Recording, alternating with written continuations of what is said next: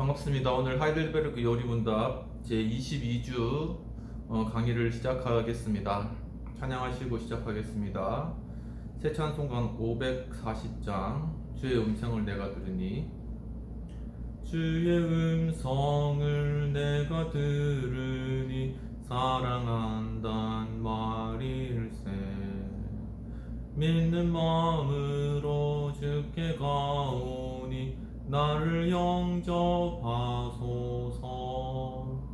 내가 매일 십자가 앞에 더 가까이 가오니 그새 주의 흘린 보배 피로써 나를 정케 하소서. 기도하고 시작하겠습니다. 하나님 아버지, 또 오늘 하이델베르크 요리문답 제22주 공부를 시작할 수 있도록 인도해 주시네를 감사합니다. 말씀 가운데 하나님의 큰 은혜 주시고 교리를 바르게 이해함으로 말미암아 저희 영혼이 살찌고 또한 참 이 땅 가운데 참된 위로와 안식을 얻는 복된 시간 될 수 있도록 도와주옵소서. 감사드리고 모든 말씀 우리 주 예수님 이름으로 기도합나이다. 아멘.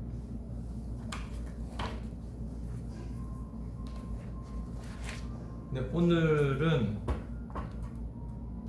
제22주일 성도의 교제, 죄 용서와 육체의 부활과 영생 부분에 들어가기 앞서가지고 지난 시간부터 제1주일부터 했었던 모든 내용들을 또 한번 살펴보도록 하겠습니다. 제1주일에는 인생의 유일한 위로라는 그러한 주제로 제1문에서 제2문까지 다뤄보았습니다. 제1문의 질문은 생사간에 있어서 당신의 유일한 위로가 무엇입니까? 라는 그러한 질문이었습니다. 여기에 대한 대답은 내 영혼과 육체는 생사간에 있어서 나의 것이 아니라 그리스도의 피의 대가로 모든 죄를 대신하여 완전히 속량하여 주셨으며 모든 악한 권세에서 구원하여 주신 신실한 구세주 예수 그리스도의 것입니다. 그는 하늘에 계신 아버지의 뜻이 아니면 우리는 머리털 하나라도 아무도 우리 머리털 하나라도 떨어지게 할 수 없으며 또한 예수님께서는 나에게 모든 것이 합력하여 선이 될 수밖에 없도록 보호하십니다. 그러므로 그는 성령을 통하여 나에게 영생을 보증하시며 이후로 온 마음을 다하여 기쁨으로 그를 위해 살도록 준비시켜 주시는 분이십니다. 라는 것이 제 1문에 대한 대답입니다. 제 2문으로 넘어가서 당신이 이런 위로 가운데 살고 죽을 수 있기 위해서는 몇 가지를 알아야 합니까? 라는 질문을 하였고 그것에 대한 대답으로는 세 가지인데 첫째는 죄와 비참이 얼마나 큰지를 알아야 된다. 둘째는 이런 나의 죄와 비참에서 어떻게 구원받을 수 있는가 알아야 한다. 그리고 셋째는 구원의 은혜를 베푸신 주님 하나님께 어떻게 감사해야 할지를 아는 것이다 라는 것에 대한 대답이 되겠습니다. 그리고 이제 세 번째 질문은 당신은 어디서 죄로 인한 비참함을 알 수 있습니까? 라는 그러한 질문이었고 하나님의 말씀인 율법에서입니다 라는 것에 대한 대답이었습니다. 인간의 죄악과 비참함에 대한 내용을 그러한 사실을 일깨우는 그러한 질문과 대답이 되겠습니다. 제3문은 하나님의 율법이 우리에게 요구하는 것은 무엇입니까? 라는 질문이었고 내 마음을 다하고 목숨을 다하고 뜻을 다하여 주 너의 하나님을 사랑하라 하셨으니 이것이 크고 첫째 되는 계명이요 둘째는 그와 같으니 내 이웃을 내 몸과 같이 사랑하라 하셨으니 이 두 계명이 율법과 선지자의 대강령이니라고 대답하였습니다. 제5문 당신은 이 모든 것 율법을 완전하게 지킬 수 있습니까? 라는 것에 대한 대답으로 지킬 수 없습니다. 왜냐하면 나는 본성적으로 하나님과 이웃을 미워하는 악한 경향에 빠져 있기 때문입니다. 라는 것이 대답이었습니다. 제6문, 그러면 하나님이 인간을 그렇게 악하고 패역한 존재로 창조하셨습니까? 이에 대한 대답은 아닙니다. 하나님은 인간을 선하게 그의 형상을 따라 창조하셨습니다. 즉 인간은 창조자 하나님을 바르게 알고 마음으로 사랑하며 그와 함께 영원한 축복 속에서 그를 찬양하고 찬미하도록 진정한 의와 거룩 가운데서 창조된 존재입니다. 라고 인간이 원래 창조된 모습에 대해서 이야기하고 있습니다. 제7문에서 그러면 현재와 같은 종류의 타락이 어디서 왔습니까? 라는 질문을 하였고, 이에 대한 대답으로 인간이 첫 조상 아담과 하와가 낙원 에덴 동산에서 타락하고 불순종한 데서 왔으며, 그때 인간 본성은 모두가 죄 가운데서 잉태되고 태어나도록 허물로 오염되었습니다. 아담과 하와가 타락함으로 모든 인간, 그 이후에 태어나는 모든 인간이 다 죄로 허물로 오염되도록 되었다라는 그러한 의미입니다. 제8문, 우리는 그 어떤 선에 대해서도 전혀 무능하고 모든 악의로만 기울 정도로 부패되어 있습니까? 이에 대한 대답으로 그렇습니다. 그러나 우리에게는 하나님의 영을 통하여 중생하시는 것이 있습니다라는 것이 이에 대한 대답이 되겠습니다. 인간이 아담과 하와의 타락 이후로 악을 저지를 수밖에 없는 그러한 타락한 존재가 되었다는 것이 성경에서 인간을 보는 타락한 인간을 보는 관점이 되겠습니다. 제9문, 만일 하나님이 할 수 없는 것을 율법으로 요구하시면 하나님이 인간에게 부당하게 하시는 것이 아닐까요? 라는 것에 대한 대답으로 아닙니다. 왜냐하면 하나님은 그것을 행할 수 있도록 인간을 창조하셨기 때문입니다. 그러나 인간은 그리고 그의 모든 자손은 사탄의 유혹으로 말미암아 교만하게 불순종함으로 그런 재능을 빼앗겼습니다. 라는 것이 대답이 되겠습니다.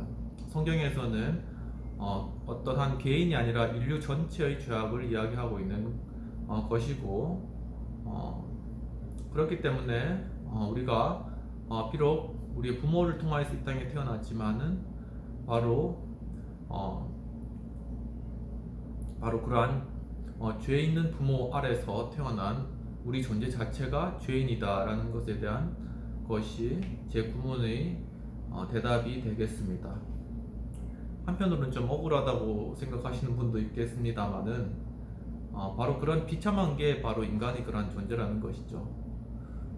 그래서 이 말씀 가운데 전체적으로 좀 바라볼 수 있는 그러한 시야를 우리가 가지기를 성경에서는 좀 요구하는 것 같다는 생각이 듭니다. 제10문은 하나님은 그와 같은 불순종과 타락을 벌하지 않고 내버려 두시기를 원하십니까? 그에 대한 대답은 결코 아닙니다. 그는 천성적으로 자의적인 죄에 대하여 무섭게 분노하십니다. 그리고 그가 이 율법의 모든 말씀을 실행치 아니하는 자는 저주를 받을 것이라고 할 것이요 라고 말씀하신 것처럼 공정한 심판에서 그 죄를 일시적으로 또는 영원히 벌하시기를 원하십니다. 참 이 과정이 쉬운 과정이 아닌 것 같습니다. 내가 어떤 악한 환경 가운데 태어났고 악을 저지를 수밖에 없는 그런 환경에 있는데 어떻게 이러한 죄악 값을 내 개인에게 물을 수 있는가라는 그러한 생각이 충분히 들 수 있을 것 같아요. 근데 성경에서 얘기하는 거는 바로 이러한 어떠한 책임 소재라기보다는 바로 인류가 처한 그러한 상태, 바로 그 상태에 대해서 지금 알려주기 위해서 이 질문들을 계속 해나가는 것 같습니다. 하이델베르크에서 바로 이러한 인간의 상태를 먼저 인정하는 것으로부터 이 모든 그러한 해답들이 생겨난다는 것에 대해서 제1문과 제2문에서 다룬 바가 있습니다. 제11문, 그러면 하나님은 자비로우신 분이 아니십니까? 라는 것에 대한 대답으로 하나님은 자비하신 분이 분명합니다. 그는 또한 의로우신 분이십니다. 그러므로 그의 의는 하나님의 지고한 위험에 대항하여 행하여진 죄라면 영혼과 육체의 영원한 형벌을 내릴 것을 분명히 요구하십니다.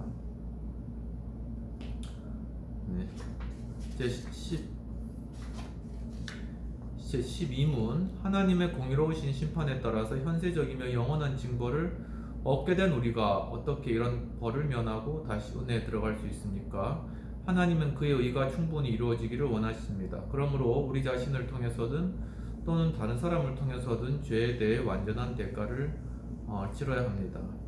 일단 제 11문까지가 인간이 타락과 또 하나님의 공의로우심, 그리고 인간이 하나님에 대해서 변명하거나 또 하나님께서 불의한 분이시더라고 우리가 항변하거나 그렇게 어떻게 보면 버팅기다 그러죠. 버팅길 수 없다는 것을 11문까지 다루었고, 그렇다면 이제 그러한 상태 가운데서 어떻게 하면 그럼 인간은 하나님의 공의로우신 그러한 심판을 면하고 하나님의 은혜 가운데 들어갈 수 있는가 하는 것이 12문부터의 그러한 질문과 대답이 되겠습니다. 제 13문, 우리는 우리 자신의 힘으로 대가를 지불할 수 있습니까? 결코 그럴 수 없습니다. 우리는 매일매일 잘못을 더 많이 쌓아가기까지 합니다.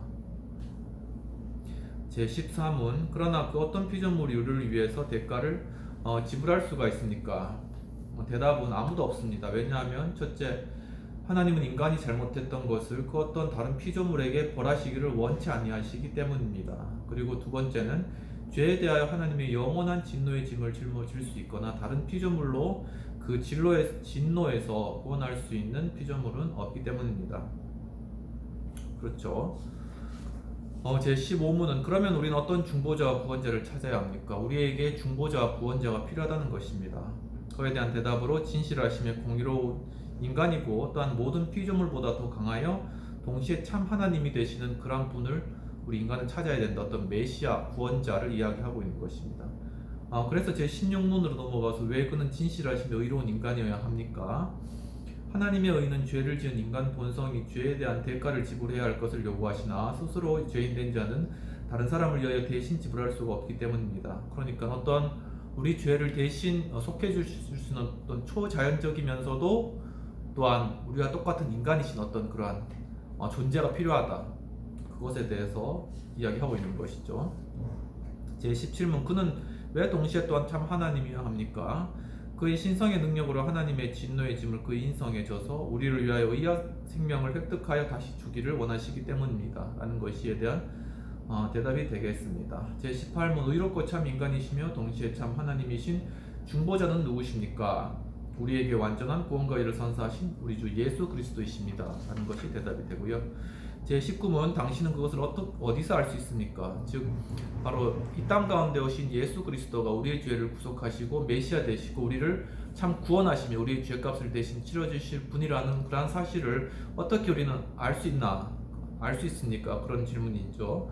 거기에 한 대답으로 하나님은 친히 에덴 동산에서 계시하셨고 그 후에 거룩한 지파들과 선지자들 통하여 전파하게 하셨고 희생제물과 율법의 다른 의식을 통하여 모범을 보이셨으며 마침내 그의 사랑하는 독생자를 통하여 성취시킨 거룩한 복음을 통하여 알 수 있습니다.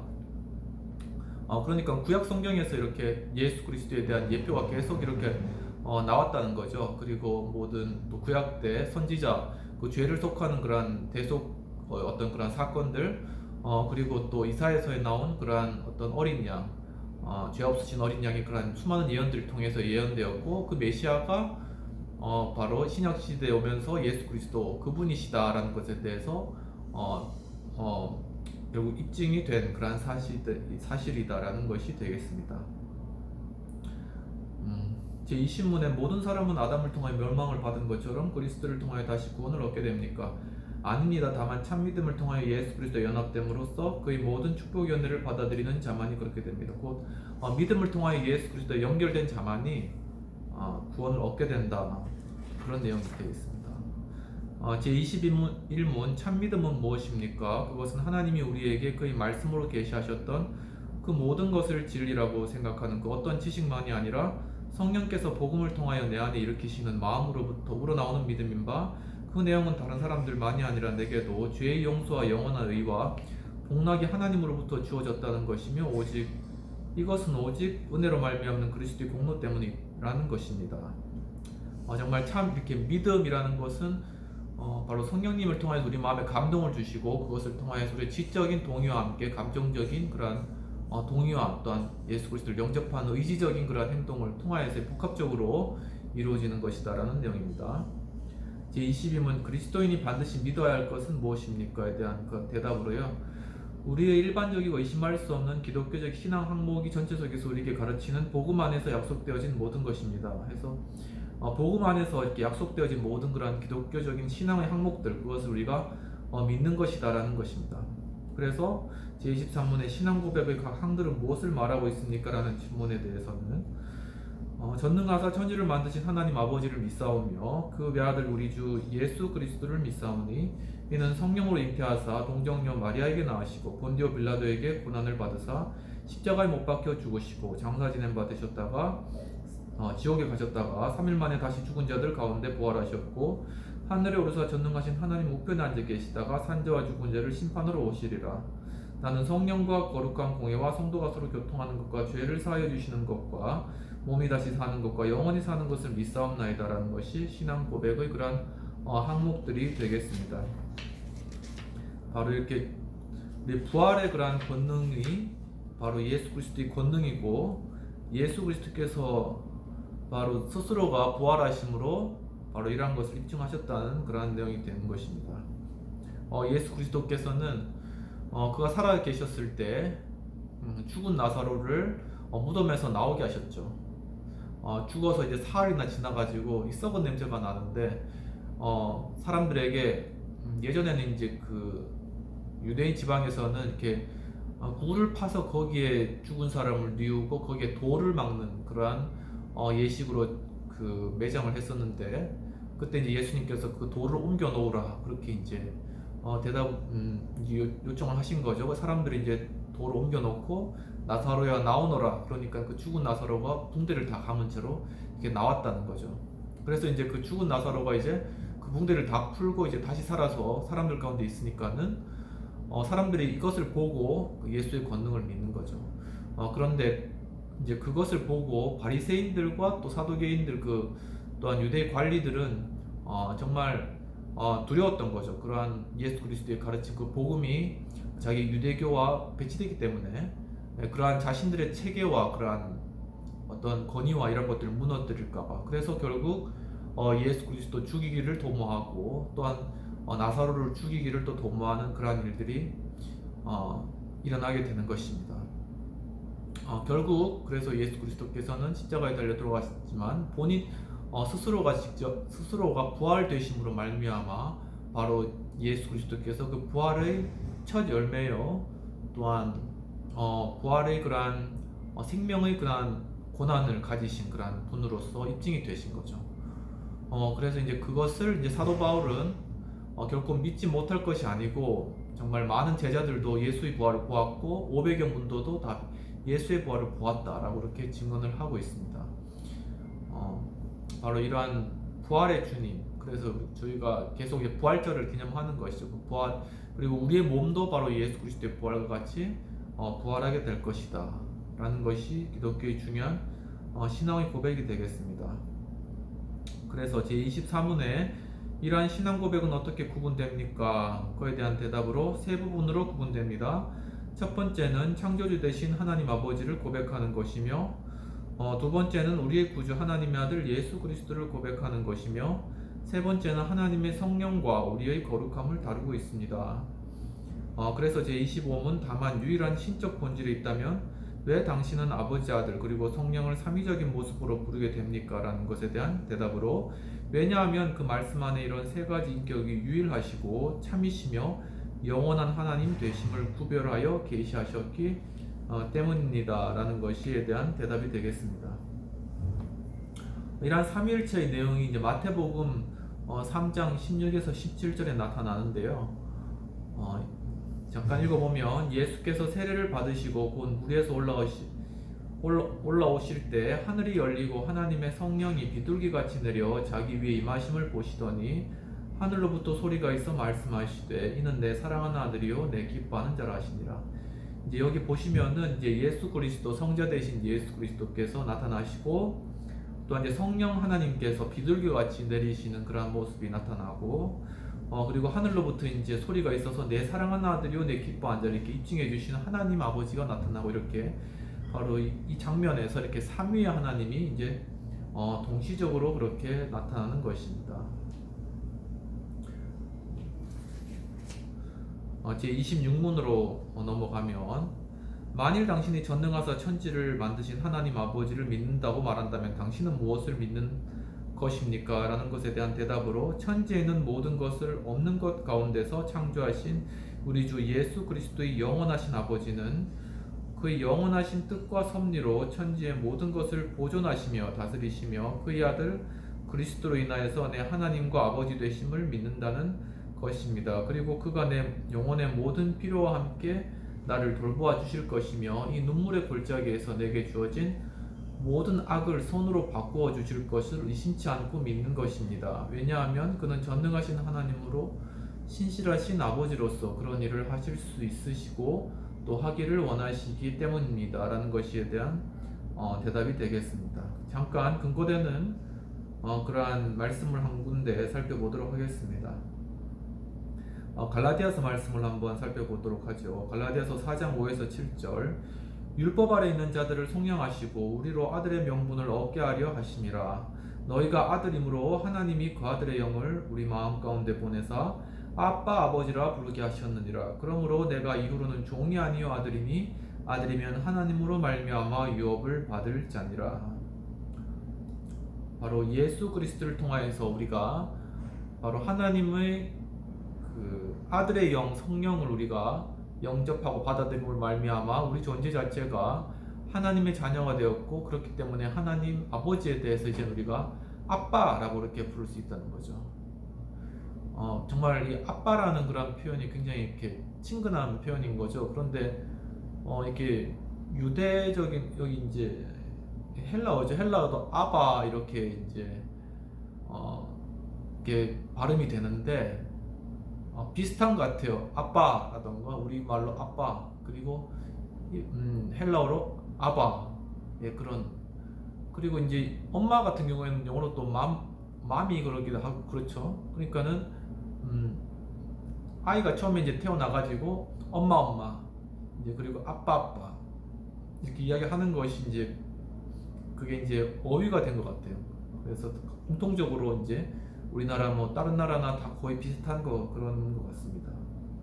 아무튼 그렇게 이제 우리가 친근하게 우리 아버지에 대해서 우리가 부를 수 있다라는 것이 오늘 26문의 그러한 주제고, 그래서 참 이 아버지와의 관계 이 부분은 참 우리가 누구나 한번 생각해 보아야 될 그러한 부분 같습니다.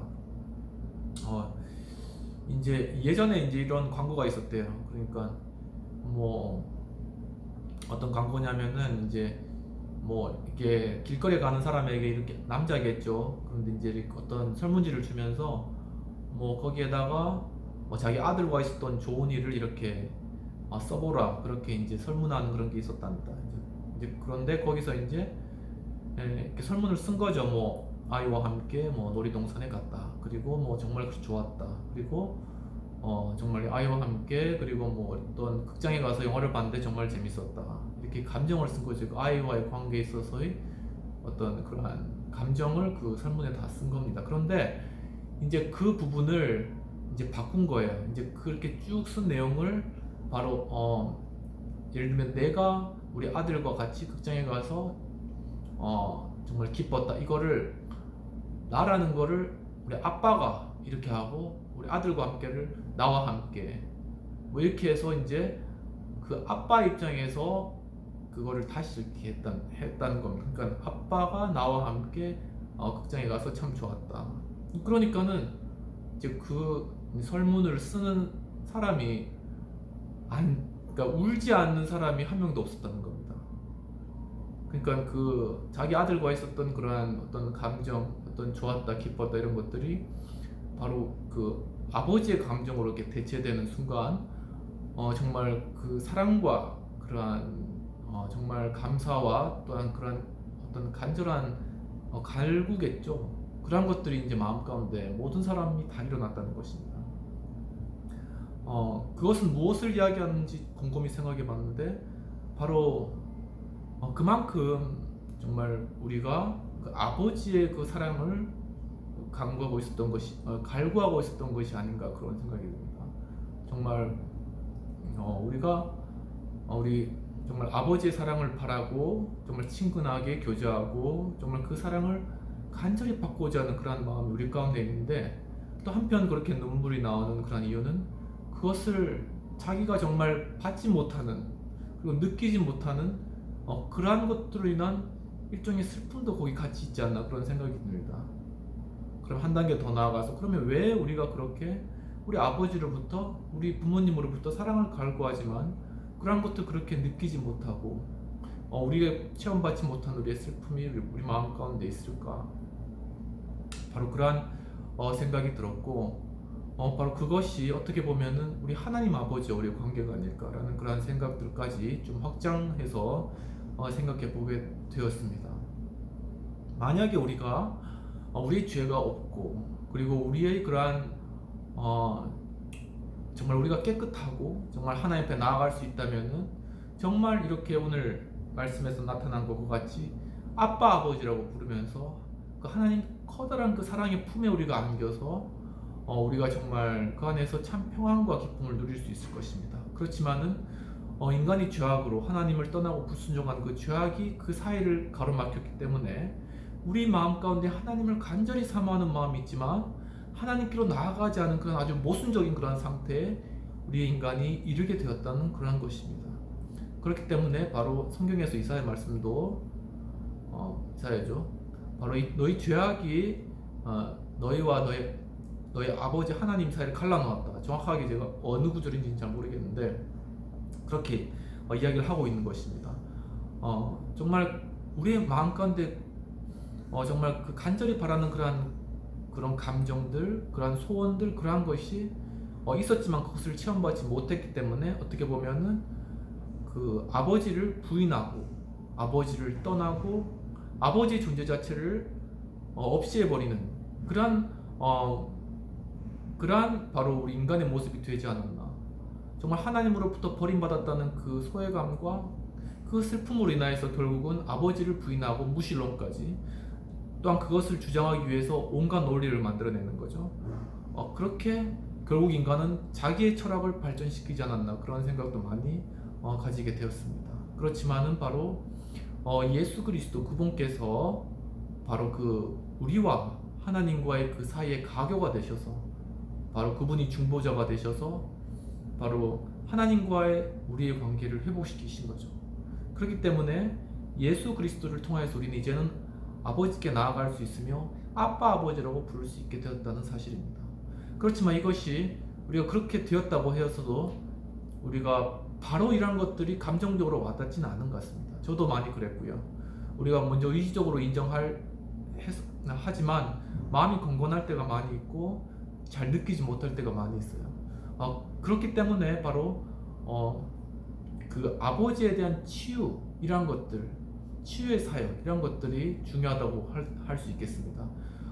그러한 치유의 사역은 하나님과의 관계 회복을 위해서 먼저 우선적으로 우리의 부모님과의 관계를 점검하게 되는 것입니다. 그래서 우리 부모님, 우리 아버지와의 관계에 어떤 부분이 좀 문제가 있었나, 어떤 부분이 서운했나, 그리고 어떤 부분으로 인해서 우리 감정이 메말라졌나, 그러한 관계들을 회복하면서 그러한 것들을 치유해 나가는 그러한 과정을 거치게 되는 거죠. 그러면 그때 아버지를 이해하고 마음 가운데 받아들이고 그 관계를 회복하고 이제 그렇게 나가면서 우리의 하나님 아버지에 대해서 우리의 마음이 바뀌어지는 겁니다. 우리 아버지에 대해서 내가 어떤 정말 우리의 마음의 소원을 구하지 못하였다면 그러한 부분들을 치유받고 이제는 하나님 아버지께 내가 구하지 못했던 것들을 정말 구할 수 있는 그러한 마음으로 말로 구하는 것 말고요. 우리 중심으로 정말 구하고 받을 수 있다는 확신을 가지는 것. 바로 그러한 것들을 위해서 바로 아버지란 치유 그러한 과정들을 많은 그러한 기독교 프로그램에서 가지고 있으니까 여러분들도 그러한 부분들을 한번 좀 한번 알아보시면 좋으실 것 같고요. 또 필요하시면 제가 그러한 상처난 아버지와의 관계 회복 이런 책들도 있습니다. 책도 많이 도움이 되니까는 한번 쭉 읽어보시기를 권하고 이렇게 뭐 두란노 아버지 학교라든가 이런 아버지 학교들이 있어요. 그런 아버지 학교들에도 참여해서 저도 이제 우리 학교에서 하는 부분이 있기 때문에 참여할 텐데 참여해서 또 어떤 아버지와의 그런 관계들 그런 것들 이제 돌아보면서 이제 그런 것들 회복해 나가는 그런 과정이 많이 필요하겠다. 왜냐하면은 우리가 지금까지 이렇게 산업화 사회에 살면서 정말 그 아버지란 존재는 나가서 돈 벌어오는 것, 그냥 뼈를 깎듯이 이렇게 돈 벌어오는 것, 그런 존재였잖아요. 그러니까 죽을 둥 살 둥 이제 가서 이제 돈을 버는 겁니다. 그리고 밤늦게까지 돈을 버는 거고. 그러다 보니까는 이제 경제적으로는 좀 좋아졌는데 아버지의 관계는 아버지를 만날 일이 없는 거예요. 그러니까는 아버지의 관계 자체는 정말 그 관계가 메마르고 또 아버지에 대해서 모르고 무지한 그러한 상태로 우리가 자라났다는 거죠. 그렇기 때문에 지금 정말 이 시점, 우리가 산업화를 이룬 이 시점에는 다시 한번 우리가 돌아보면서 어떤 아버지의 사랑, 그런 부분에 대해서 우리가 치유가 필요하다. 그래서 어떻게 보면 오은영 박사님이 최근에 많이 나오시잖아요. 그래서 이제 저도 인스타그램에서 이제 팔로우를 신청해서 이제 그 내용을 가끔씩 듣고 뭐 그렇게 하고 있는데, 이제 거기서 자녀에 대해서 그렇게 이야기하는 것도 어떻게 보면 부모와 자식 간의 그런 관계의 회복과 그런 올바른 그러한 어떤 사랑의 회복, 그런 것들을 말씀하시는데, 바로 그것이 지금 우리 사회에 굉장히 많은 필요이기 때문에 바로 그 오은영 그 박사님께서 그렇게 이제 많이 이제 출연하시고 많은 수고를 하시고 또 저희들이 많이 또 시청을 하고 많이 따르는 것 같다는 그런 생각을 많이 해보게 그런 되는 시간이었습니다. 제 27문으로 넘어가서 당신은 하나님의 섭리를 어떻게 이해합니까? 이에 대한 대답은 전능하시고 현존하신 능력으로 이해하는 하나님은 이 능력으로 천지와 모든 피조물을 그 손으로 유지하고 다스리며 나뭇잎과 풀, 비와 가뭄, 풍년과 흉년, 먹는 것과 마시는 것, 병과 부와 가난, 그 외 모든 것이 우연히 나타나는 것이 아니라 아버지의 손으로부터 우리에게 주어지는 것이라는 사실을 알게 되는 것입니다.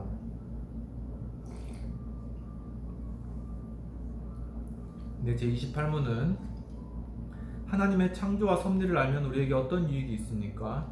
이에 대한 대답은 우리는 어떤 재난 가운데서도 인내하고 축복 가운데서 감사하며 미래의 일에 대해 우리의 신실한 하나님 아버지께 선한 확신을 가지게 되는 것입니다. 어떤 피조물이라도 우리를 하나님의 사랑에서 갈라지게 할 수 없습니다. 왜냐하면 모든 피조물은 하나님의 뜻이 아니면 생동하거나 움직일 수 없도록 그의 장중에 놓여 있기 때문입니다. 라는 것에 대한 대답이 되겠습니다. 제 29문은 왜 하나님의 아들을 예수 곧 구주라고 부르게 됩니까? 이에 대한 대답은 그가 우리를 우리 죄에서 구원하시고 어떤 다른 이에게서는 그 어떤 축복된 것도 찾거나 발견할 수 없기 때문입니다. 라는 것이 대답이고요.